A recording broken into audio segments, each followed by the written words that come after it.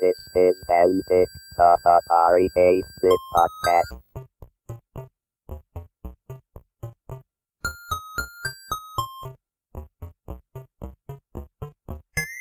In many ways, Atari marketing was completely divorced from the process of making games. They didn't understand what programmers did. They didn't understand what manufacturing cycles were. To get ROMs made inside of Atari, you had to go through a mastering lab. So basically, you'd hand a couple of guys discs. They would disappear into their lab, smoke some dope, and come out with ROMs, and often keep the discs. Hi, I'm Kevin Savitz, and this is an interview episode of Antic, the Atari 8-bit podcast. Landon Dyer started as a software engineer in the Atari home computer division in 1982, where he specialized in converting arcade games to the Atari 8-bits. There he programmed the Atari 400-800 versions of Donkey Kong and Super Pac Man, which was never officially released by Atari, but has been widely available for many years. After the Tramiels bought Atari, he worked on the Atari ST, including BIOS boot code and the floppy disk driver. Landon's blog at dadhacker.com has many interesting posts about his Atari days. This interview took place on December 9th, 2015. Before you got hired by Atari, tell me how you got hired, but kind of give me some run-up to how you got interested in computers, and tell me the story.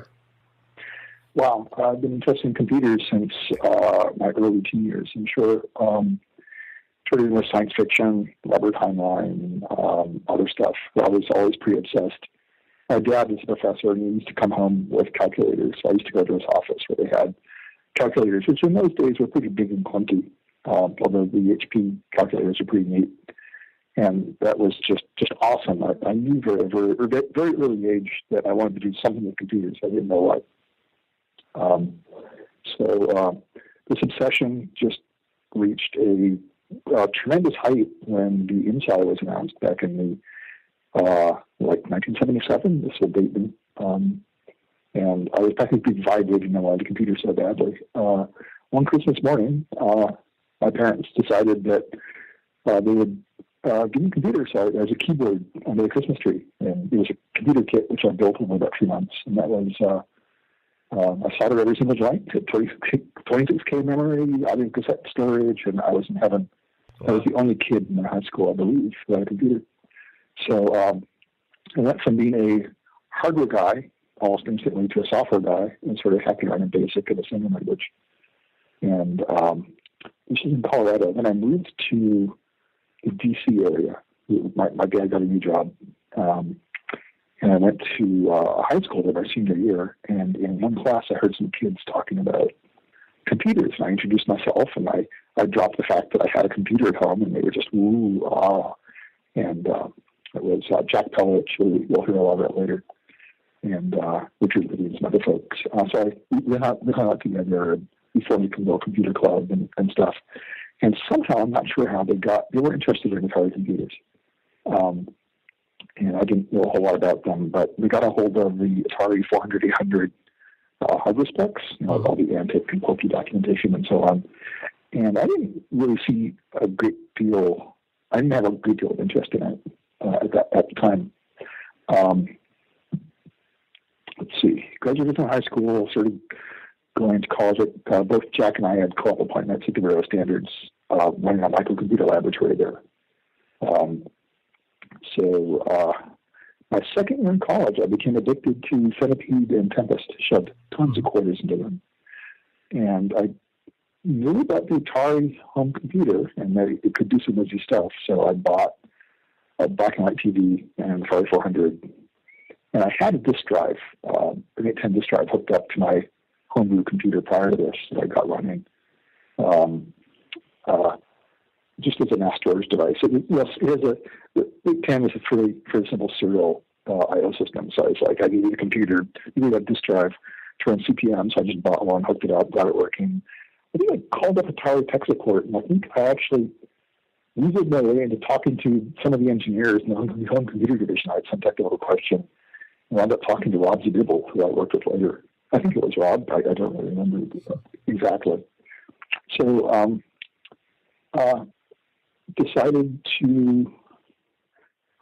decided I could probably do my own game after hacking on this 400 for a couple of months. And Centipede was really cool. I thought I could demand versions. So I bought an assembly editor cartridge and spent about 3 months like not doing coursework at school and just working on this game. And sent it into the Atari Program Exchange contest. The prior year's winner was Caverns and Mars, which I detested. It was an awful game. Like the collision mechanics of the game were terrible. Like you shifted overlap the walls by 1 pixel and you died. It's just a terrible game, and I knew I could do better. So I sent in my centipede clone called Myriapede to the contest. And a few weeks later, I got a letter back from Atari saying, "Thank you very much. It's a great game. We love it. However, it's a substantially copy of our copyrighted game Centipede, and we're not going to publish it. And we suggest you take the artwork and make an original game out of it." And I was really depressed and went to a users group meeting and just gave away copies and put it in the public domain. And that was pretty much that. So being on academic probation wasn't all that great. And similar in midsummer, the contest was in the spring. Similar in midsummer, a guy named Michael Downing from Apple, one of their support folks, who had spotted Myriapede and had brought it to the attention of some folks in the home computer division. Said, "Hey, you should talk to this guy Landon." So I got a letter from him and then called Atari. I think I talked with Ken Ballfacer or someone like him. And I said, "Why don't you come out here for an interview?" So I did. And I went out for an interview to Sunnyvale with a couple of copies of Myriapede on floppy disks and did an interview loop. 30 Planaria is where the home computer division was.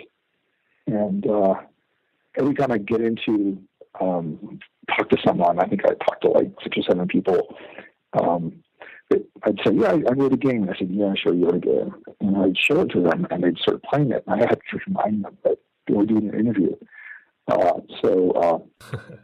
It's a great experience. About a week later, they gave me an offer, and so I dropped out of college, being on academic probation, made that a really easy decision. Everyone was telling me not to. Like, you're going to destroy your career, et cetera. But I was pretty determined that writing games for Atari was something I would probably do for free anyway. It was just, I just got a real charge out of it. So Atari flew me out. All my stuff was on a moving van, traveling across the U.S. It would arrive in about 2 weeks. My first day at Atari, I met Ken Ballfacer. Well, I guess he interviewed on Antic. Yeah. And he said to me, there are 2 games we're considering having you do. One of them is Zaxxon, which I hated. The other one is Donkey Kong, which I also hated. So I suppressed a look of disappointment and said, "Okay, fine." And fine, I'll do Donkey Kong. I think it was my decision. I don't really recall. And he said, "Okay, just go out and play a lot of it. We have a machine on order, arcade machine on order, but it hasn't arrived yet." So I went to the lobby of the hotel where I was staying, where they had a Donkey Kong machine, and like shoved a lot of quarters into it and played it. And I got some magazine articles and took some notes and strategy and stuff like that. And a guy from marketing, Dave Welch, he got a hold of a video camera, which was big and clunky back in those days. This was October of 1982. We went off to an arcade in Cupertino and said to the arcade owner, "Hey, we're Stanford students, and we're doing studies on video games, and we'd like to videotape like people playing Donkey Kong." And the guy bought it, so we took some video footage that we went back to Atari with and took apart frame by frame to get some animations down. Gave the tapes to an artist named Norma Lundstrom, who did a lot of the bitmap artwork. Was it Brad Fuller, I think, did the sound, and so he gave him tapes to do sound. Sat down and wrote a spec for Donkey Kong. Took about a week to write, like maybe 40 pages long, and showed it to management, and they said, "Great, go do it. Marketing wants it out by Christmas." Atari marketing was just so clueless. What month was this when you were given this assignment? Yeah. The Atari market, so it was like mid-October. So that would basically mean we would have had to start manufacturing ROMs for it in like July. Yeah. Something like that. So just know it. In many ways, Atari marketing was completely divorced from the process of making games. They didn't understand what programmers did. They didn't understand what manufacturing cycles were, that kind of thing. So I did a schedule. So it's going to take me 150 days, I think. And I came in like within a week of the estimate. Pulled a couple of all-nighters, but mostly I was just working. Just like 21 years old, no wife, and pretty much I was just programming this. It was a lot of fun. It was a ton of fun. Toward the end of it, there was some slack time when the testers were making sure it didn't have any really bad bugs. And that's when I snuck in the Easter egg. Originally, it was, if you look at my name in Donkey Kong, it's the same number of letters. So I was going to put my name up in big lights, but I was afraid I'd be fired if I did it. So instead, I made it a really subtle, like my three initials. Deliberately really hard to find. And pretty much I was just signing the title as I wanted to be able to say at some point in the future, hey, I wrote this, and I can prove it. So, and I guess that Easter egg, it took someone 30 years to find the Easter egg, and they had to disassemble the ROM to find it. So, wow. Meanwhile, while I was going through all of this, Atari was falling apart. And I really didn't know what was going on. I had no experience with the stock market or what falling stock prices meant. But Atari stock was certainly dropping. Revenues were dropping. They laid off the folks next to 3D Plum area. There was an engineering building or manufacturing building where they built 2600 consoles. And they laid off all the workers in that building and sort of make them overseas in Asia. So things started to fall apart, but we were pretty isolated from that. I was part of a group of about 7 programmers, I think, intended to do arcade conversions. So we had like a little arcade in one of the offices at Atari. And what would happen is that Atari would get a license to do, again, Donkey Kong, Robotron, internal Atari titles were no problem. Like we would just do them. And but we got no other help. There were like no ROM listings, no engineering documents, nothing. So pretty much what we did is we got rid of the games and we just did them as like Arcade Kong, Robotron, or Arcade Kong, Donkey Kong. So my second office mate, Judy Bogart, was working on Robotron. And she was not a dyed-in-the-wool programmer. She was pretty good, but she didn't know like a lot of the techniques that people, including me, had figured out. So I helped her out a bunch, and she wound up giving me part of her ship bonus. It was really nice of her. Wow.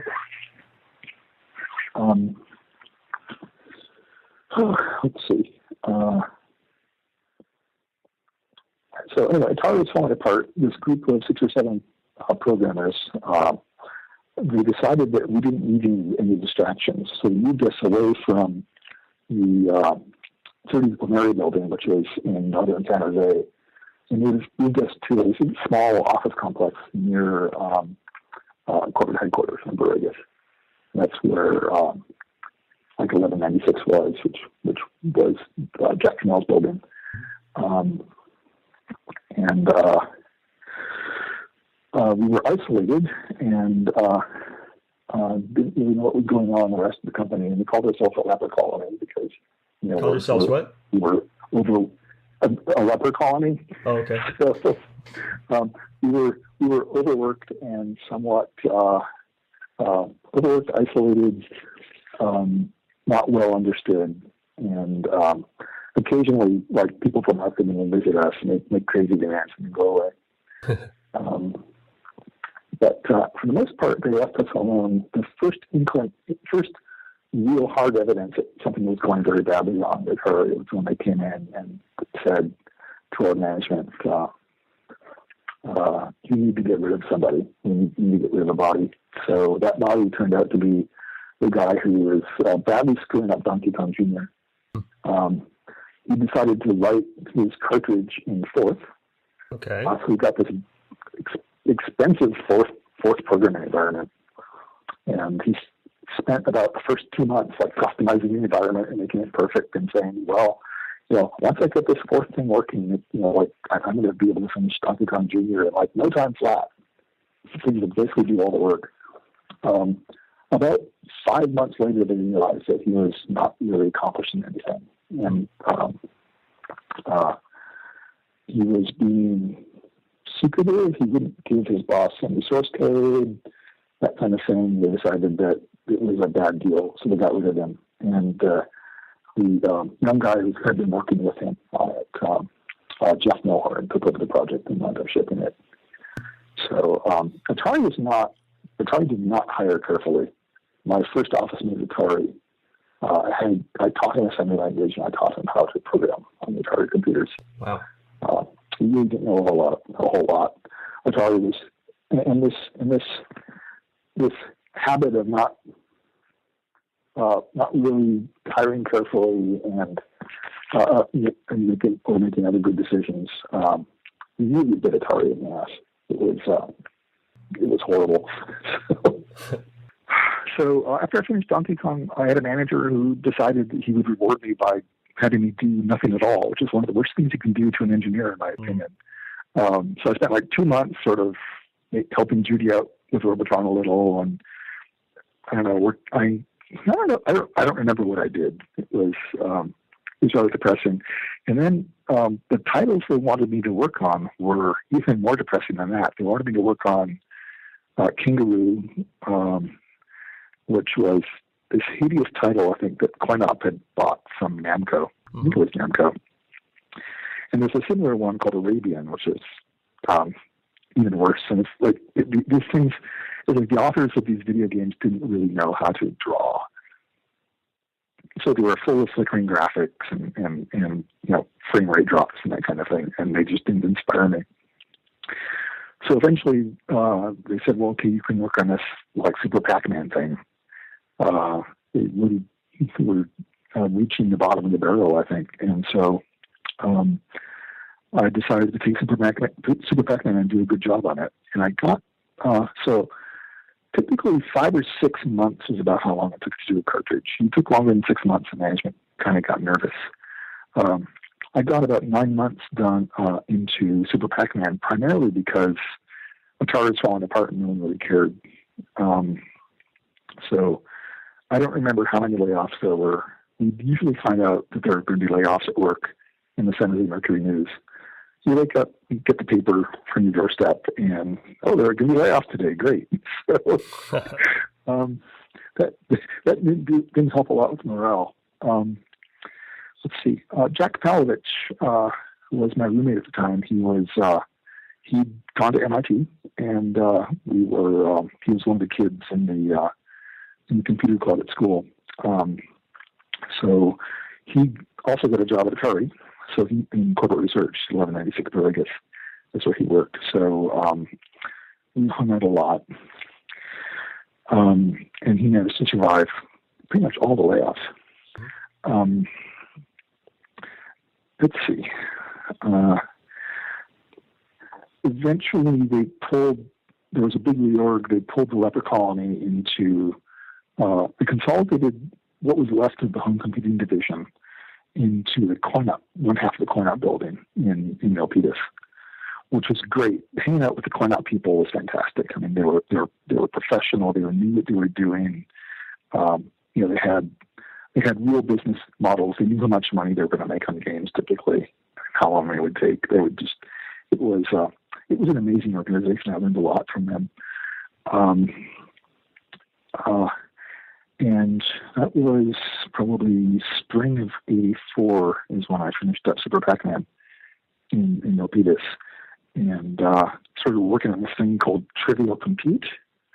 At the time, there was a craze going on for Trivial Pursuit. Sure. And someone in marketing thought that they could wrangle a license to do Trivial Pursuit on the Atari home computers. We didn't have a license yet, though, but they just told us, hey, you can work on this. And a guy named Drew Lucy and I started working on it. I was doing the database side of things, seeing how many questions I could cram onto a 90K floppy disk. Mm-hmm.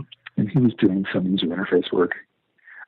And neither of us were really very excited about this. So along around the end of June, one Friday, there was a rumor going around the halls saying, "Oh my God, Jack Tramiels bought Atari." Like, holy cow!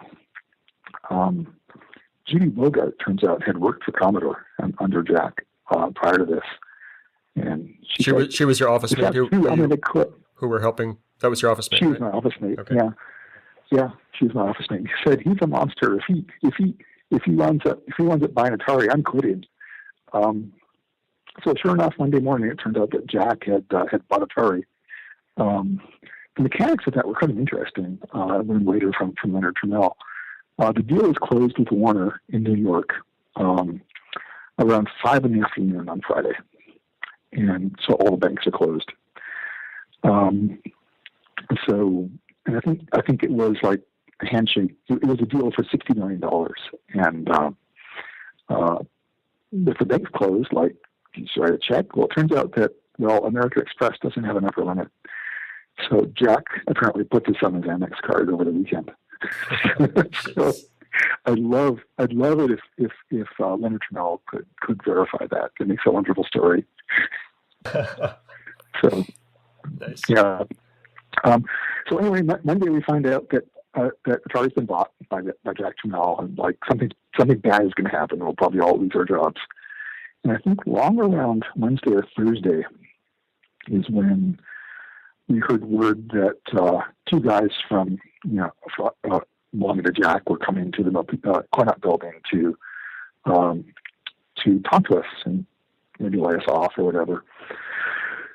So someone was peering out the window, said, "Yeah, I see these two guys walking up the sidewalk, and they're coming in. They look like, we've never seen them before." So I called up the intercom system in the building. Back in those days, they had intercom systems that you could just dial up and talk to the whole building. And I yelled out over the intercom, "Imperial Stormtroopers have entered the base. Imperial Stormtroopers have entered the Iraq."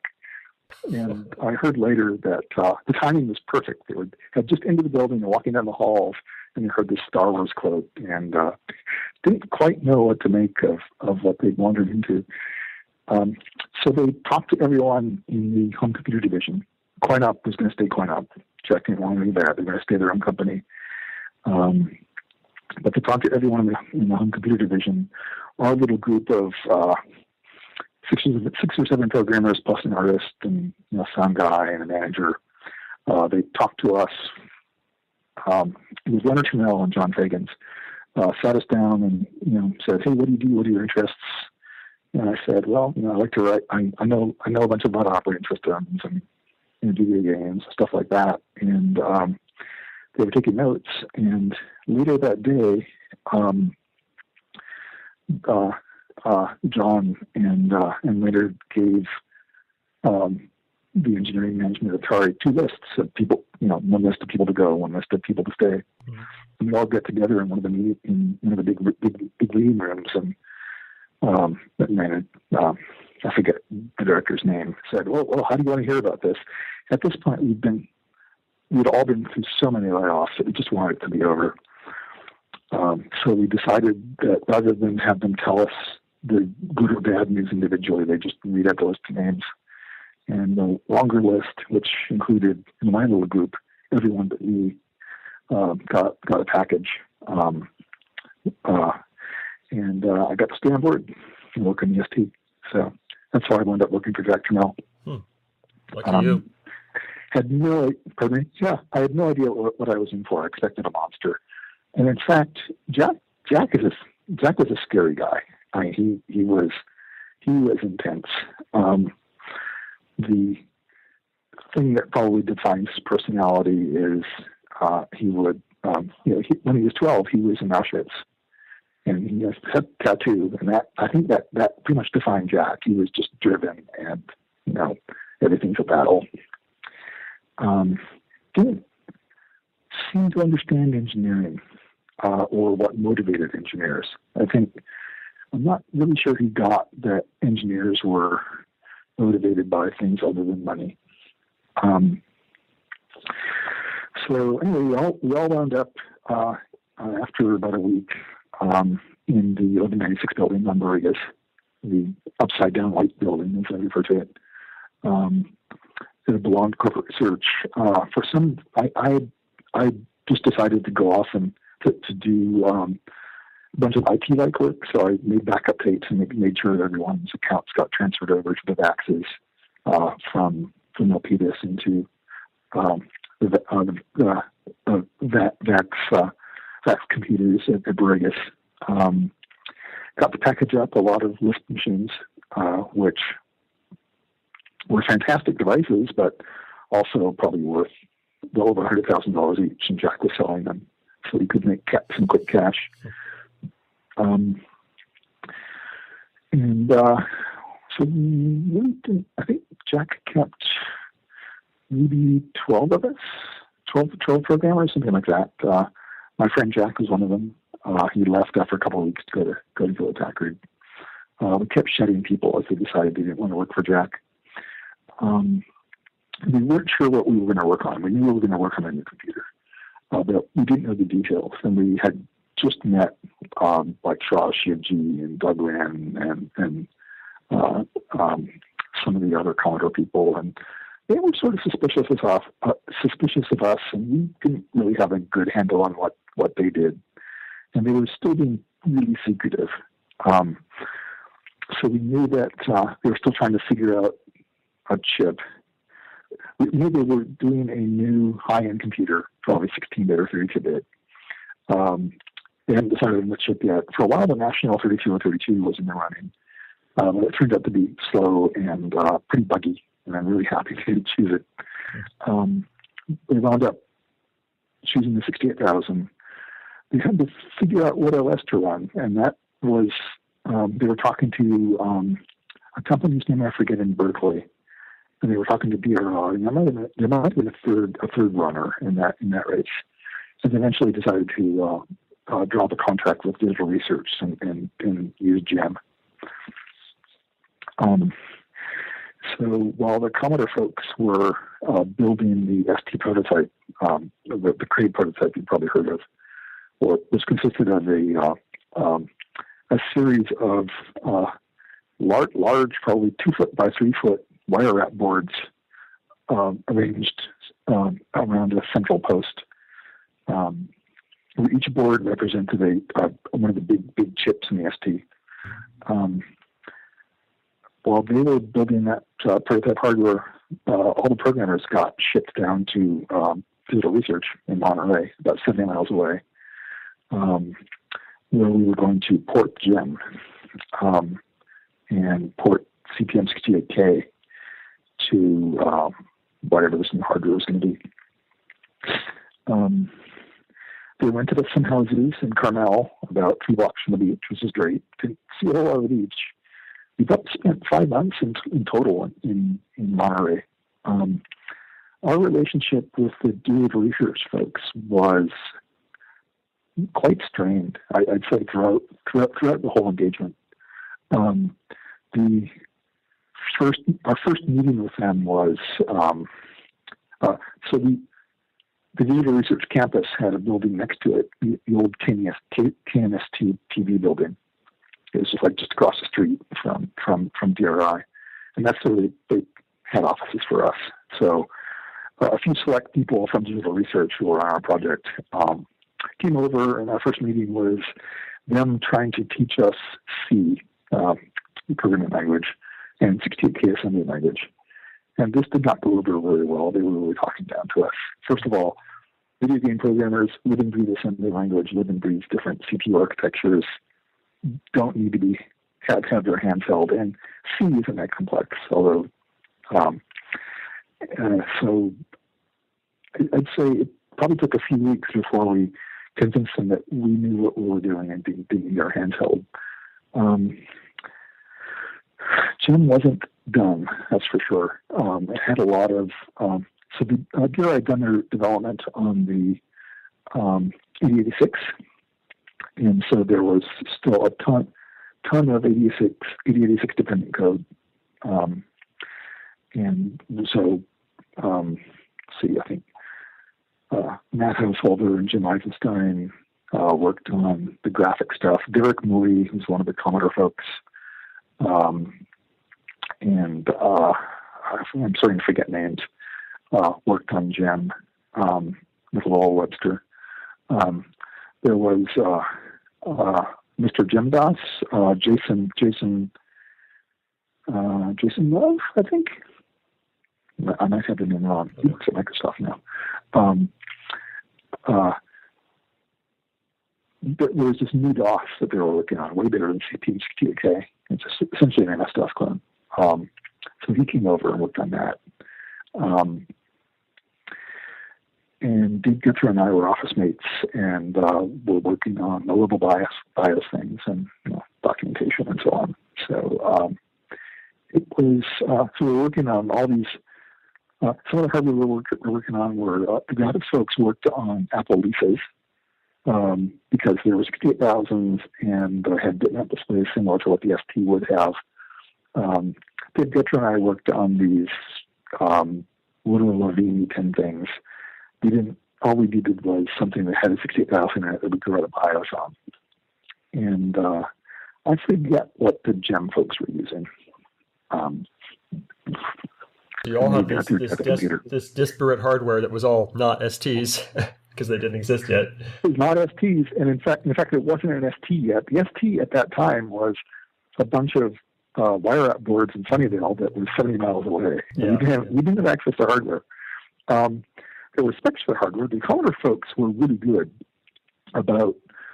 So the Commodore folks were doing the hardware design with a couple of Atari folks doing software support and some Atari techs to do grunt work and so on. It was really driven by Doug Wren and I've lost the names. I'll come up with them later.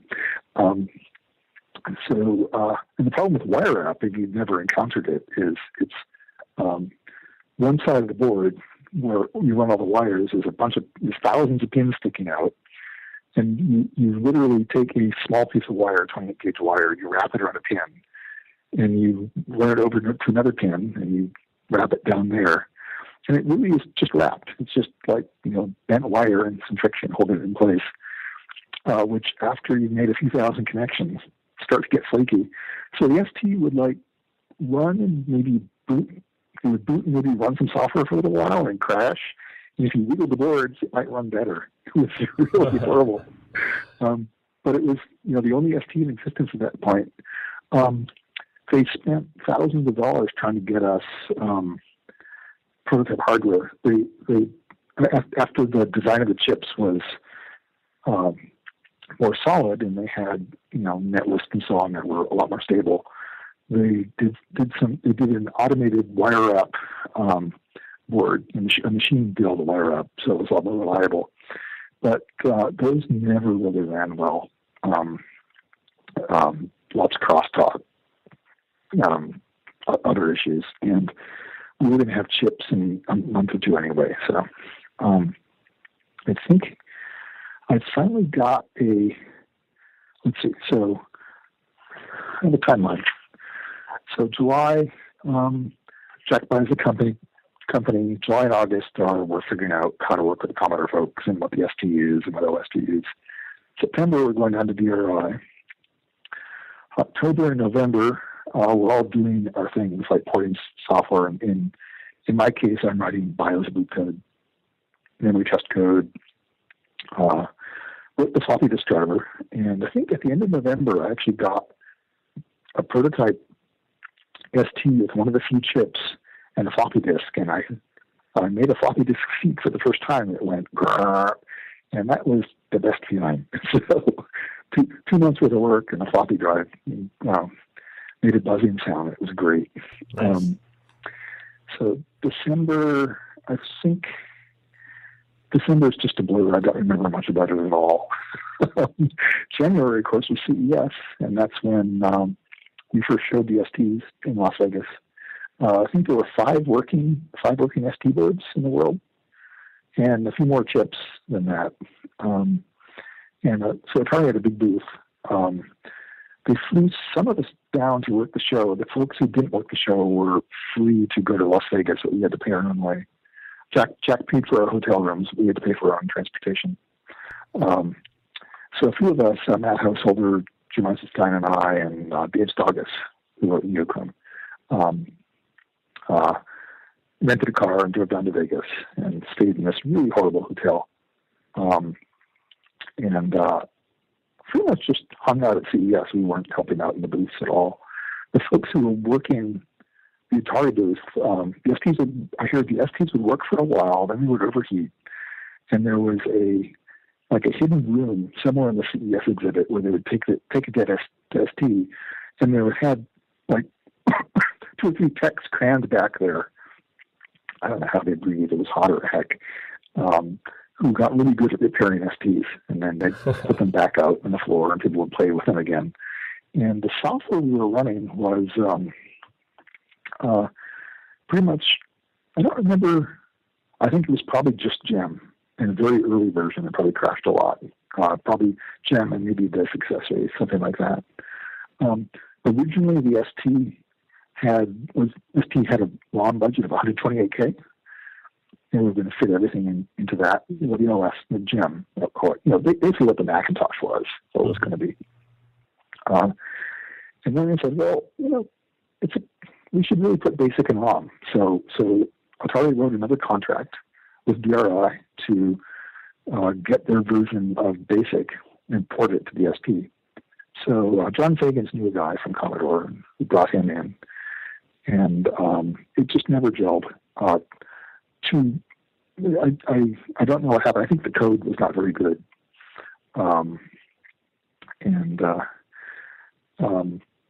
The engineering question never got along with the DRI folks. Also, it turned out that when we added 64K more ROM on the ST, we wound up using it all for the OS.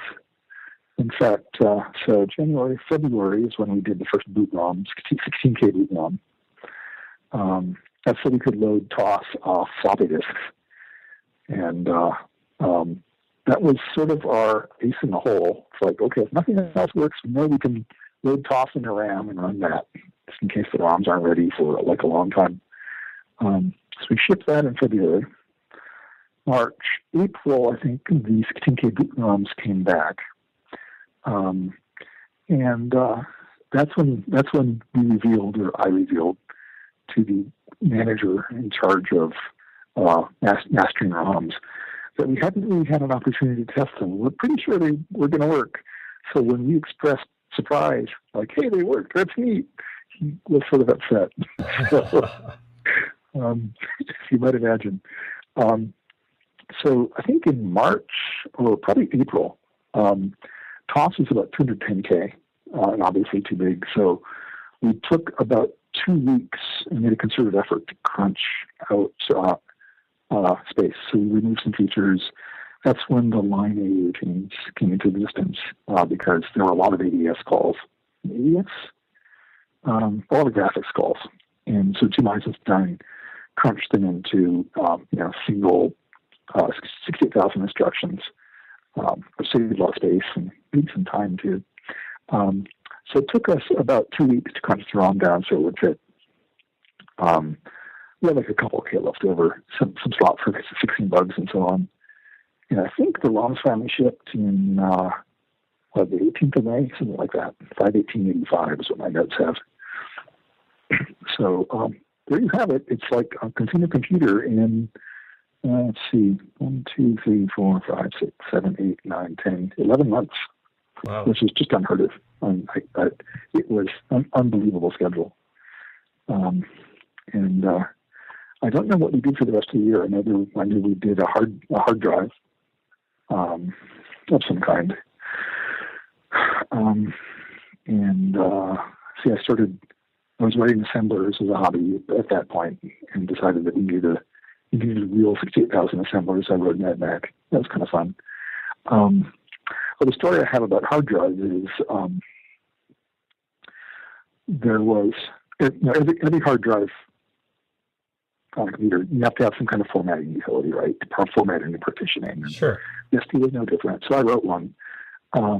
And the first one I wrote was just this icky command line driven thing that me being young and kind of excitable and maybe stupid.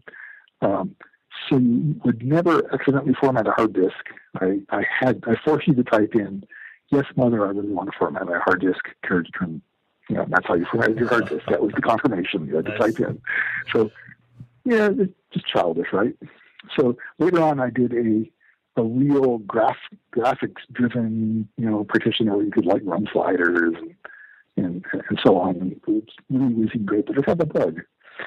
And on some hard drives, maybe 5% of the hard drives that we got from, let's say, Seagate, I don't actually remember, the Wheezy graphics utility wouldn't format those, but the command line version would.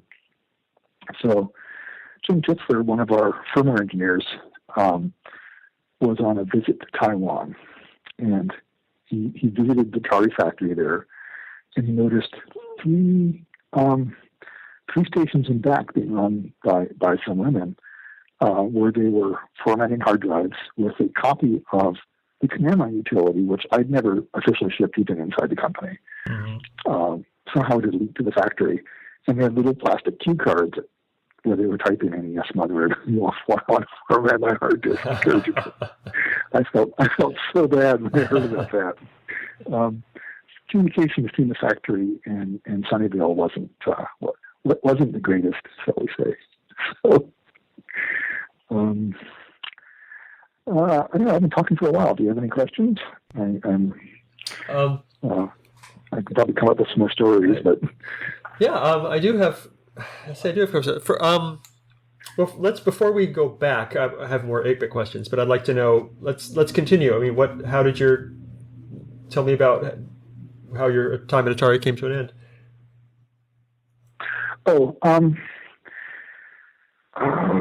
See, Dan Oliver was one of the Atari programmers.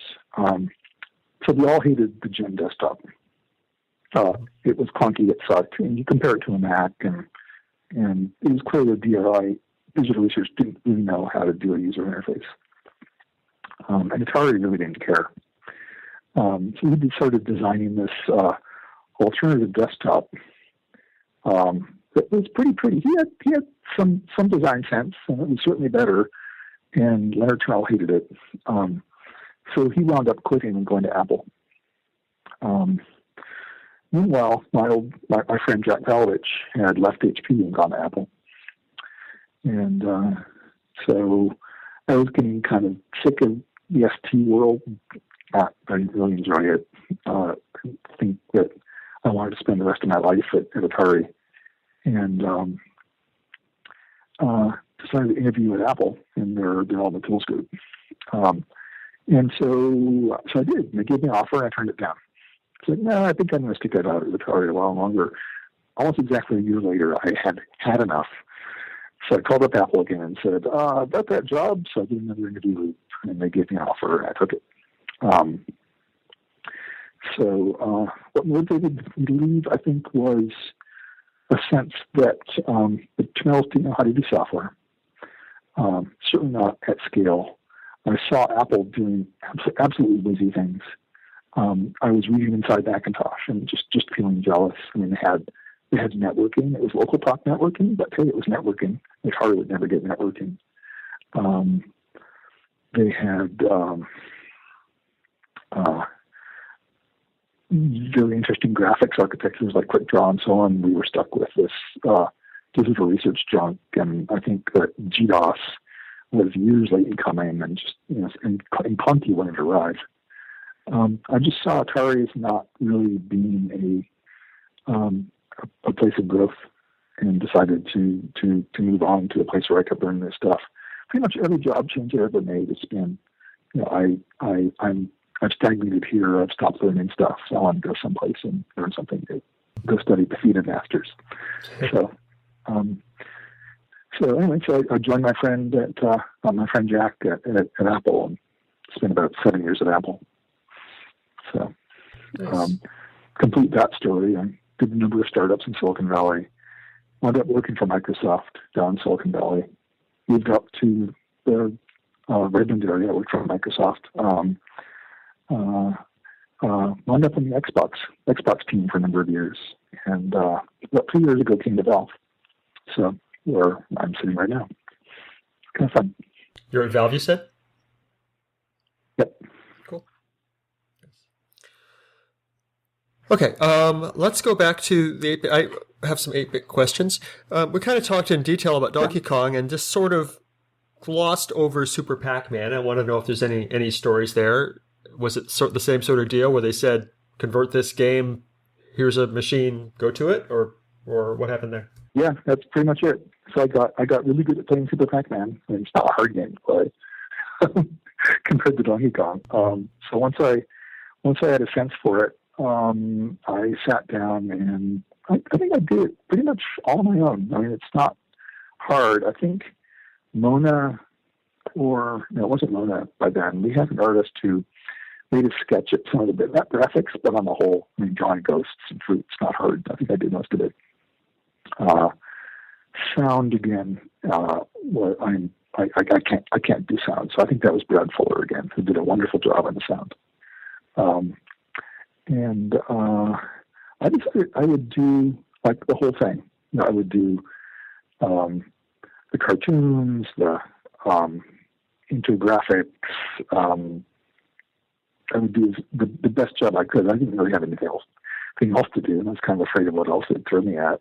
Also, marketing wasn't really all that excited in shipping Super Pac Man.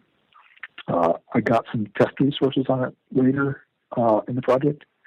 I think Atari's bar for shipping a cartridge was 40 hours of playtest time without a major bug, and then they'd ship it. And they'd use multiple testers in the same room so they could do a test pass on the title in a day or two. So periodically, like a marketing guy would get interested in a Super Pac Man thing and come by and have some ideas about how to jazz it up. And he'd spout some ideas at me, and I have some responses. One guy wanted me to add deliberate Easter eggs to Super Pac Man. And there's nothing to quell the creative spirit of being allowed to then being said, okay, now you're allowed to do something which was forbidden until now. So I literally could not think of an Easter egg to put in Super Pac Man. I couldn't do it. Once you had permission, you were not interested. It's like, I'm a programmer. I don't like marketing. I didn't like marketing then. These guys would show up and have a couple things to say, and I might see them like maybe once more. Then they'd like disappear. Whoever marketing guys disappear to. Probably at that point, they were all being laid off one after another. And eventually, there was the Super Pac Man ROM, and it was sitting in a safe, I guess, in Milpitas, in the Coinot building, with all the other Atari ROMs. When Atari was sold, someone decided to sell those safes, I think. And they got them back once they realized what they had sold. But Super Pac Man leaked. To get ROMs made inside of Atari, you had to go through a mastering lab. And so basically you'd hand a couple of guys discs, and they would disappear into the lab, smoke some dope, and come out with ROMs, and often keep the discs. And that's where most of the leaks happened, I think. So there were a couple of versions of Super Pac Man that leaked. One had some really bad bugs with like keys that wouldn't open doors, stuff like that. And I think that's the one that was duplicated most. There's a fixed version out there. I can't tell you which is which. I really can't. You have to just play it and see if you run into bugs. So after a while, Super Pac Man was done. I had to find something else to do. No one was interested in actually like selling it, so it was just on the shelf. Yeah. So how many trivia questions can you squeeze onto a 90K disc? I have no idea. First, I don't remember. Second, I don't think we really had any very good questions. I was using synthetic data, I think. And third, I didn't really know a whole lot about data compression. I was reading, I think, Sedgwick on Huffman coding techniques, and hadn't really discovered levels of yet. So I'm sure I could have done better than what I was doing. Several thousand, I imagine, easily several thousand. The text should compress really well. I bet if you know what you're doing, you could get an Infocom class compression. Okay. So I didn't know what I was doing.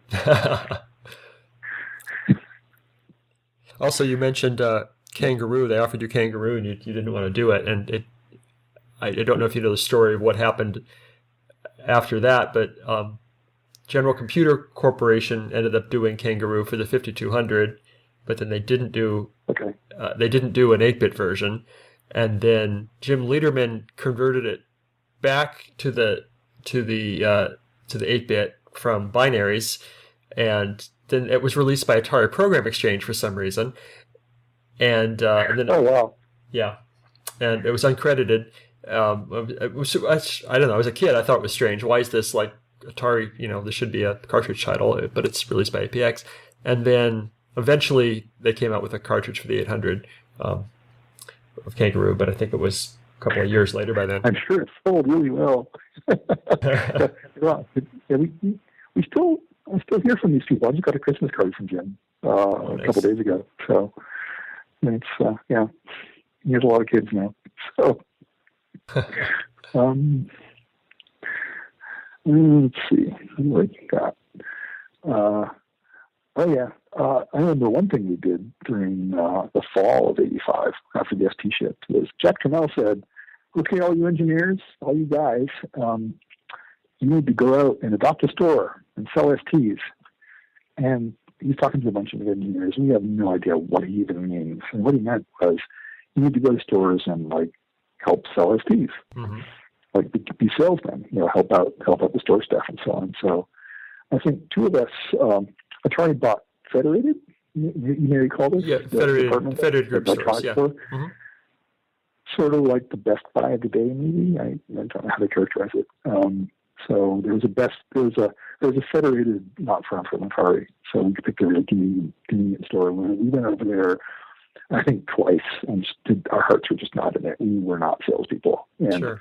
I think the salespeople didn't know what to do with us either. So that pretty much fizzled. But anyway, Jack Tramiels thought he could turn us into salespeople. That really didn't work. The story I should tell about Jack is my last day at Atari. I give a notice, this 2 weeks notice is my last day, and Jack's secretary comes up to me and says, "Jack would like to talk to you." And I rarely talk with Jack because he's a scary guy. So at the appointed time, I go sit outside his office and wait a little bit. He invites me in, and I sit down, and he's at his desk, pretty much ignoring me, and he's writing. And after about 5 minutes of this, I'm beginning to get uncomfortable. He looked up at me and said, "Do you know what I'm doing?" And I said, "No, I have no idea what you're doing." He said, "I'm schmoozing." And what Jack was doing, which he kept really quiet, was he was asking people he knew for money for charitable causes. I'm not sure what charities, but he was. I understand he was pretty philanthropic, I guess, and certainly pushed a lot of causes, and kept it pretty quiet. So I had no idea. It's I think at that point my perception of Jack changed quite a bit. He became a lot more human. So that was pretty neat. But why was he ignoring you? Pardon me? Well, why was he ignoring you? Why was he ignoring me? Yeah. I don't know. He's a scary guy. I think he wanted to make an impression. I think he did. He certainly did.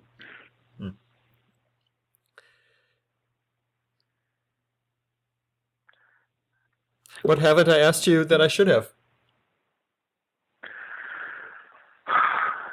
I don't know. I mean, probably of other stories, but I'm not sure if they're that exciting. There was the time that when Atari was falling apart, there was a ferment of freedom. I think Eric Romander, who later on went to LucasArts to work on the Scum system, which was the foundation for many LucasArts games, he was at Atari. He and I got together one afternoon and decided that we wanted to do a drop test. It really meant we wanted to take an Atari using a computer, go up to the roof and throw it off the edge of the building just to see what would happen. So things are kind of crazy. We searched for like an hour and couldn't find any roof access, so that pretty much fizzled. But let's see. Dave Guttrell, my office mate, decided one day he would like to learn how to program the 2600 and got a 2600 dev kit. And over the period of about 3 months, I watched him as he went through the Scala manuals and tried to figure out what to do. And I could watch him mentally deteriorate over the 2 months until he finally gave up and just utterly lost interest in programming that beast. I have a tremendous amount of respect for the people who program that thing. Somehow, when Atari was going through serial CEOs, there was Ray Kassar, who was fired, and someone else, and there was this guy from Philip Morris, right. The cigarette company, became our CEO. And I got invited to a game brainstorming over in the consumer electronics division. And there was this big rift between the home computer division and the consumer electronics division. People doing games, game cartridges in each CD didn't get royalties. Just you did a cartridge, you got your salary, that was it.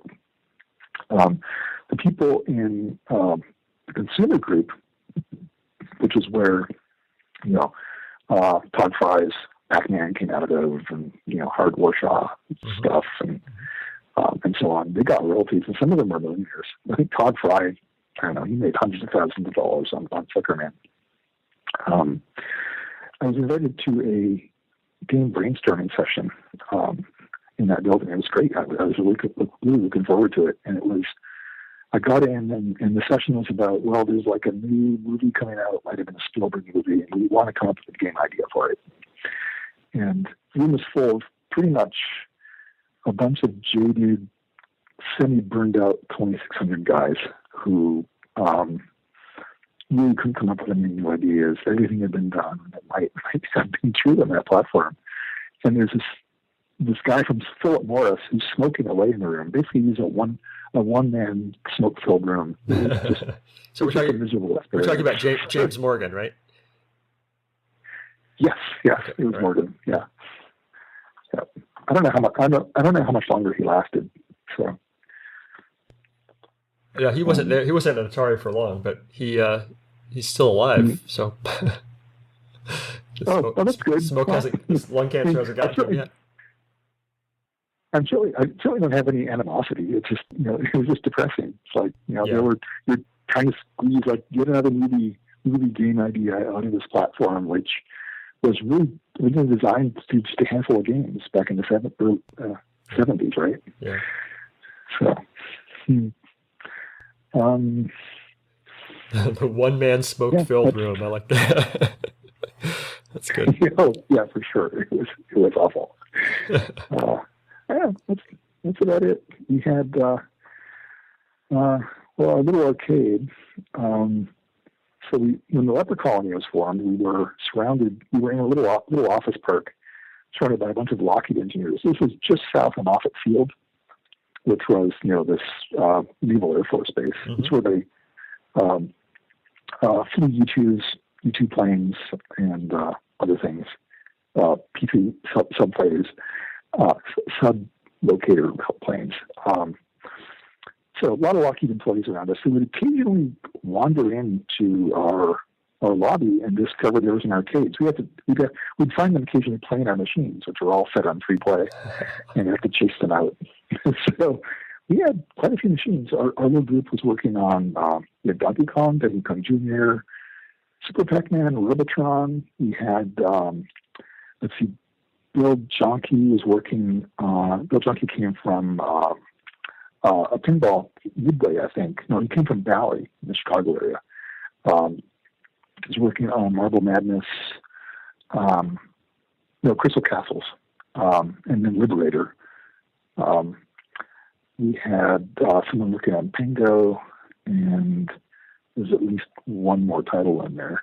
Anyway, Bill Jonke liked to play Pango, but that's not really accurate. Actually, what he did was he played Pango to get mad at it. He was addicted to being mad because Pango had a lot of bugs, and every time he encountered a bug, he would crash the machine or like he would get stuck in gameplay. He would like get mad and lock the machine. Once he rips the joystick off the machine, one afternoon we heard this tremendous crash from our little arcade, and he tipped the Pango machine over. And at that point, we decided that he was no longer allowed to play Pango. So, yeah, it was a colorful little crowd. Sounds like it. Yikes! Wow. Anything else? I don't think so. If you could send a message to the people who played your games back in the day and now they're adults listening to this podcast, what would you tell them? I keep hearing that people really enjoyed playing Donkey Kong, and that means a lot to me. I'm really happy that people like playing that. I had no idea when I was doing it how popular a game it was and how much people enjoyed it. So I occasionally get emails from people saying this was a formative experience in my childhood, and I'm happy to have been a part of that. So you're welcome. I'm humbled, and that's great. So. Great. Well, it was an excellent conversion. It really was. I enjoyed it. Awesome. Mm-hmm. Well, thank you so very much. Okay. All right. Well, it's been fun chatting. I did all the talking. Right. My job is just listen to you tell stories. It's good. All right. It's been fun. Thank you very much.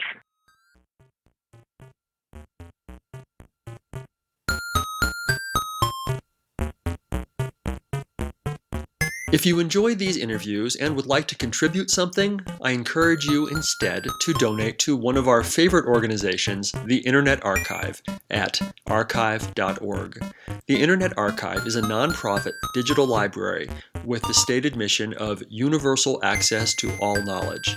They've done incredible things to preserve computer history, including hosting thousands of programs in an in-browser Atari emulator, creating the Wayback Machine, and offering full-page scans of countless Atari computer books and magazines. Make your tax-deductible contribution at archive.org/donate.